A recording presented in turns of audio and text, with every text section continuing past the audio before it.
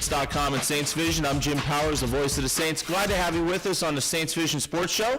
Chance to catch up with all the coaches here at Maryville University, and kicking it off for us this week is the head women's coach here at Maryville, Chris Ellis. And Chris, obviously a pretty rough week, a close loss on Thursday night, and then obviously running into a steamroller in Truman this past Saturday. Well, Truman really shot the ball well. They've got a lot of good kids. They all know how to play. They position themselves in a way where they can get their shots off, and they made them. So they deserve to win. I would say that Thursday night we deserved to win, and we just didn't get it done. We talked a lot about how good the conference is, and this week coming up, heading to Rolla to play S&T on Thursday, and then obviously Saturday in front of a raucous crowd down at Drury.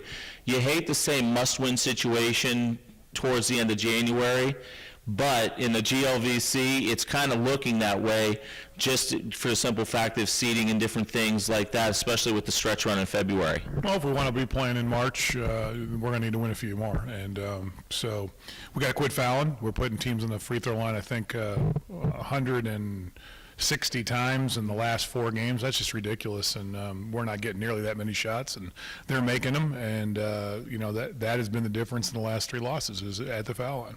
It's one of the highlights, I guess, of the last couple games has been the play of Shelby Miller. It seems like she's coming back and bouncing back to the form where she was last year. Well, Shelby's a great player, and she's doing what we expect her to do. But, we're going to need productivity from everybody on the floor, not just Shelby. Our centers, Rita and Alex, have done a really nice job of getting points on the board, and now we need to figure out how we're going to get some other people in the scoring column. Thanks so much. We'll talk to you next Monday. Thanks, Jim. And joining us now, the head's men's basketball coach, Kevin Carroll. And Kevin, another 50-50 weekend, it seems like. Great come-from-behind victory against Quincy, and almost got another come-from-behind victory against Truman, just fell a little bit short. Well, that's just the way the league's going to be. There's just every time you step out on the court in GLVC, it's going to be a tough game, no matter if it's on the road or at home, and it's going to come down to 1 or 2 possessions probably, And, we had a chance. Obviously, we won the game on it with a great shot on Thursday night. We had a great look on Saturday that if you make that, you win that game. And but that's just the difference, And we just got to continue to get a little bit better, especially on the defensive end of the floor. And I'm very happy with how we've been playing defensively. But it's just going to be one of those nip and tuck type of games. A little shuffle of the lineup, adding a little bit more energy off the bench. Darren Young got a start over the weekend. Also, Josh Montague.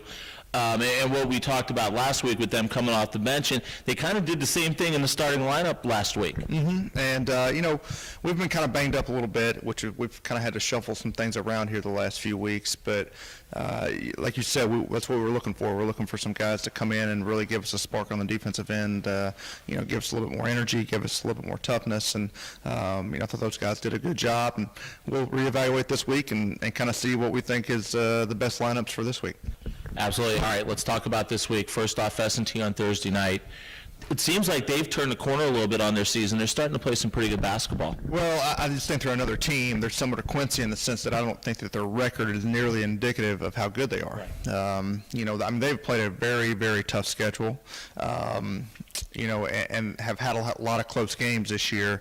They get up and down. They press the whole game. They're very athletic. They have some really good guards. Bryce Foster, who was a kid who was injured all last year, but it's one of the best players in the conference. He's back and playing tremendously for them. And they're just, it's going to be a similar type game. You have to come to play. You have to be ready. And then even then, if you are, it's still probably going to be a close game come the end. And then Saturday, obviously, give you a day, and going down on Thursday night, kind of let the guys get settled in a little bit on Friday.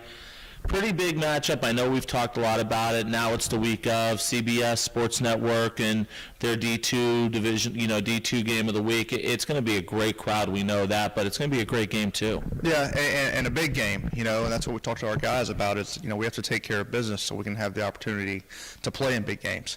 And, they're obviously they're in first place in the division, only 1 conference loss, and that was on the road at Bellarmine, and it's just going to be one of those games that we're going to play extremely well.